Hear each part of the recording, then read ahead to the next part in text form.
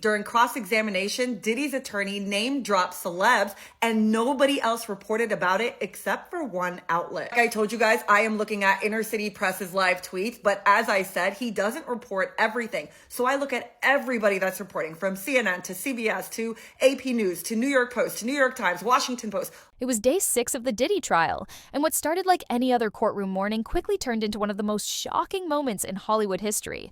The air was thick with anticipation. Reporters packed the gallery. Murmurs floated through the room.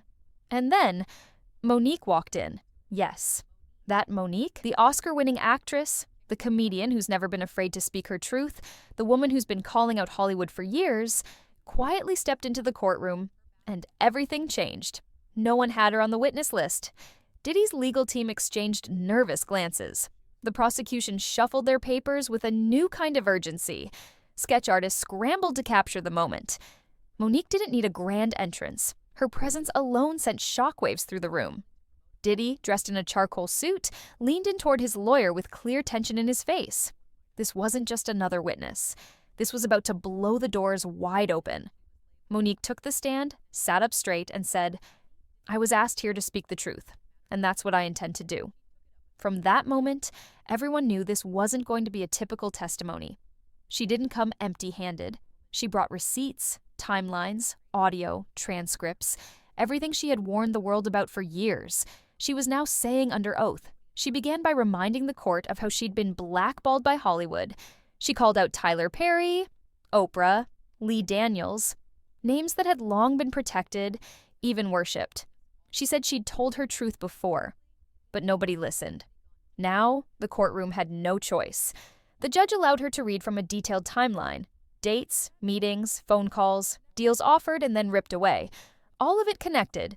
Diddy, Tyler Perry, Oprah, and even Bishop T.D. Jakes. The courtroom was frozen.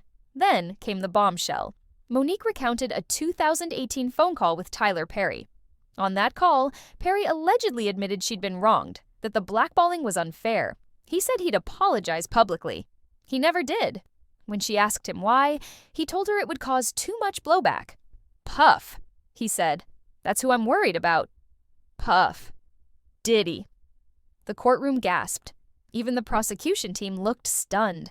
This wasn't just personal drama. It sounded like coordinated silence. Monique said Perry admitted there were things they had all seen at Diddy's parties, things they weren't supposed to talk about. She presented a transcript of that call. The judge allowed it into evidence. The audio? Not yet. But the words were chilling enough. "We've all seen things at Puff's parties that we're not supposed to talk about." Monique had been to one of those parties. She told the court what she saw: a massive estate, phones taken at the door, R&B playing softly, guests led into private rooms. She saw a man in just a bathrobe. Someone told her, "It's all about the experience. You're safe if you sign the NDA." That's when she left. She never signed, never returned. And then the whispers started. The phone calls stopped, roles disappeared. A producer told her she was being difficult. She always knew why. She saw something she wasn't supposed to, and they made sure she paid for it. The prosecution asked her plainly, did she think this was a pattern at Diddy's events? "Yes," she said. "It was a system, and when I didn't play along, I got cut out." But she wasn't done. She looked the jury in the eye and said Oprah Winfrey had betrayed her. In 2010, Monique said she confided in Oprah about being abused by her brother. Oprah promised not to exploit it. Then, weeks after Monique declined to do press for Precious, Oprah brought her brother on her show. She said it was business, Monique told the courtroom. "But I knew. They were trying to shut me up." Then came the email. Monique told the court she was accidentally CC'd on an internal PR email. It had 3 names in the subject line: hers, Tyler Perry's, and Diddy's. The email was about controlling the narrative, managing optics. She handed over a redacted version. The judge took it under review, but the message was clear. These weren't just isolated incidents. This was a coordinated system, a silence machine.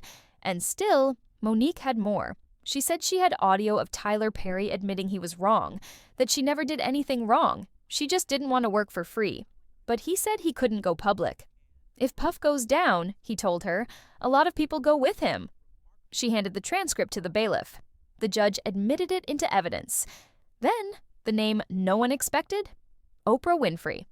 Monique wasn't vague. She said Oprah played a key role in maintaining the silence around powerful men. She described Hollywood as having an invisible list, a list of people you don't speak against. Puff was on it. Tyler was on it. Oprah practically created it.